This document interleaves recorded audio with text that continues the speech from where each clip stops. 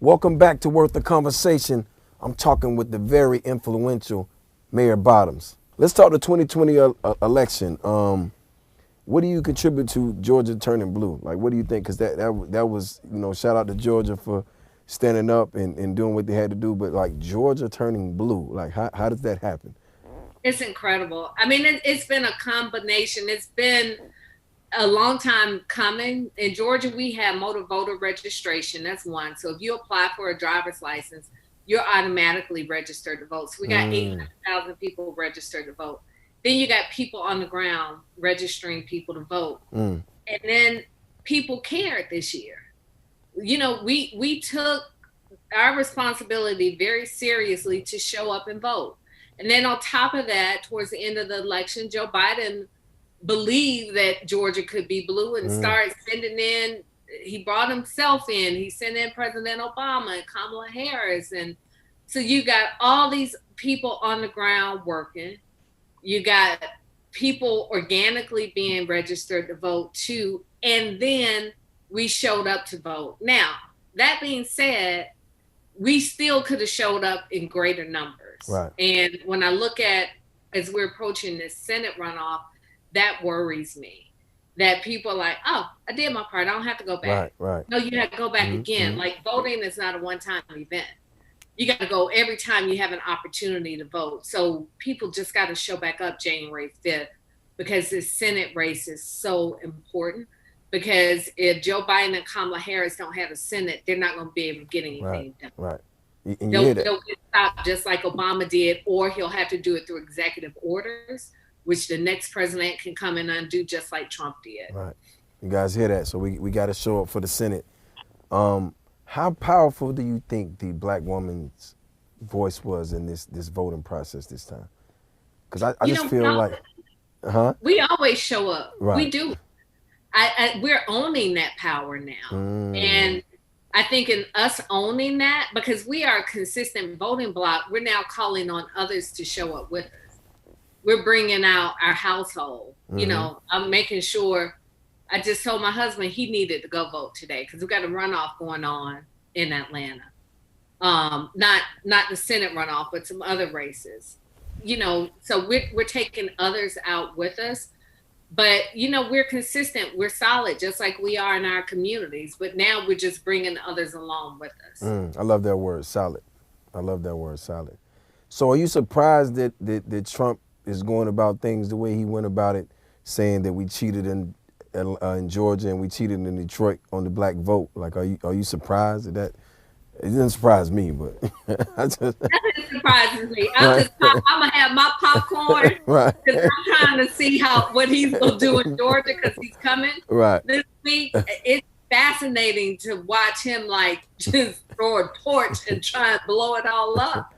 I'm like, you go ahead, you do what you do. But nothing about that man surprises me. Right.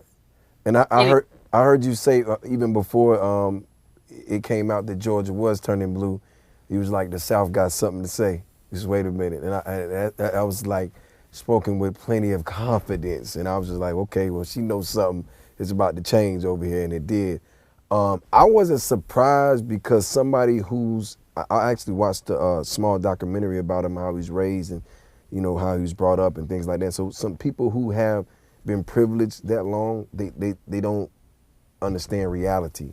So when things happen like that, it just hit them out of blindside. There's people who don't agree with you, and for my state to stand up and turn blue, because that's what people ask me in interviews, and I'm like, wow, like when has the last time Georgia been blue, and has it ever been blue? And so 1992, I think. 1992. 1992, Bill Clinton, I think, was the last one to win Georgia. Wow, that's crazy. So we did that. So what are you expecting from the Harris and Biden administration?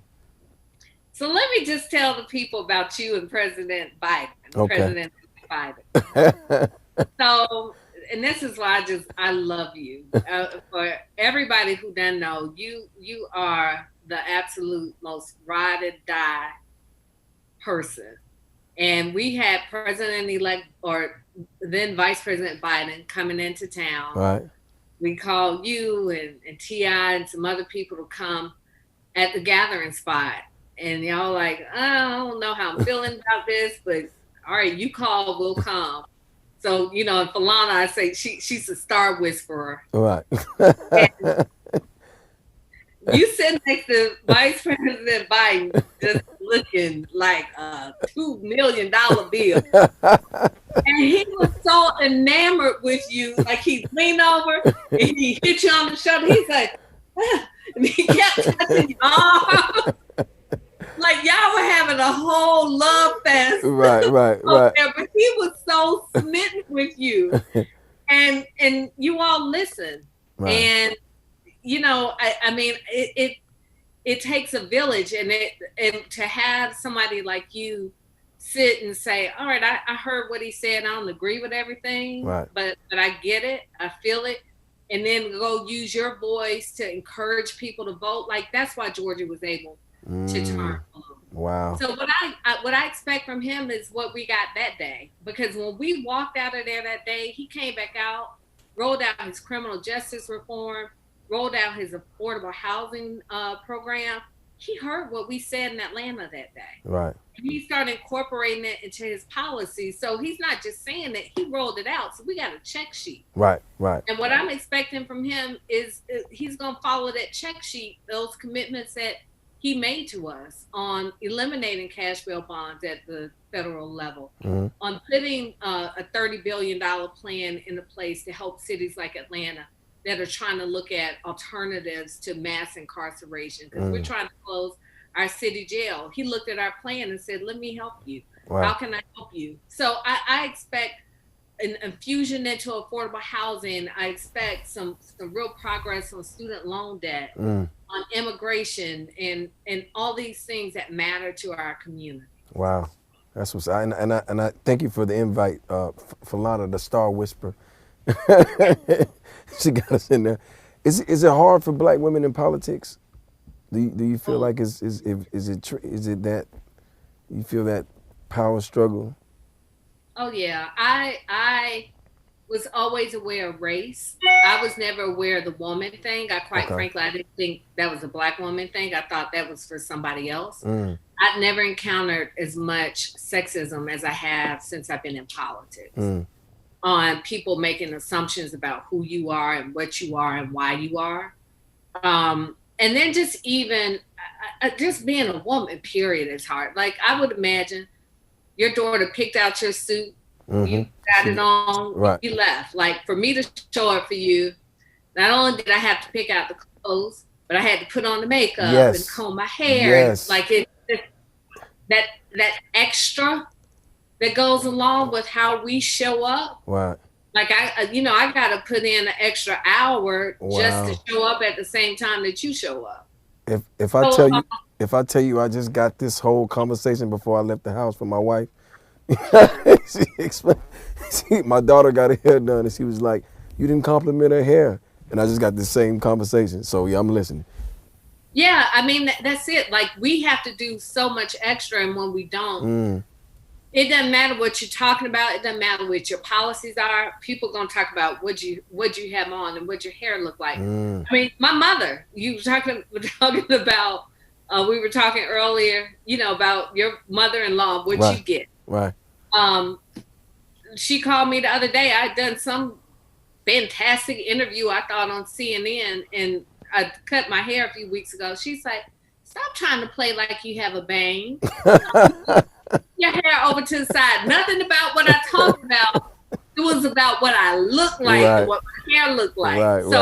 But that's just women, period. Right. But politics is that much more. And as women, I think we're especially hard on each other. So you in Biden, I noticed when I was there, did he look to you for a lot of how to move in the room, and he just kind of watched how you went about things, and it seemed like you guys were connected in some way. So my question is, I don't know if you're going for a second term, but would you see yourself working in the White House with that administration? Is that something you can see yourself doing? I mean, I'm asking, are you leaving us, is what I'm saying.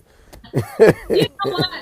I would never say never. And as I've been saying, it's like my grandmother used to say, you know, the Lord ain't told me that Right. yet. So, but I follow His will. So, you know, if something is presented to me, I of course would have to look at what it is and if it's something that can help Atlanta and help our state. Because if it can't, you Right. know. What is it? Yeah. So, but as of now, I'm in Atlanta. I'm the mayor of Atlanta. That's right. Talk that talk. The Lord tells me otherwise. Talk that talk. You know, I'm here. Amen. But it would be disingenuous to say that I wouldn't consider Right. something that was put before me. There I it mean, that, who wouldn't? Well, speaking of that White House, Kamala Harris is there, and first black woman, vice president. We all proud of her. Like, do you feel with that, her getting in the White House, you feel that shift for women and for black women in general? Like, because it almost feels like the next step is having a black woman that's a president.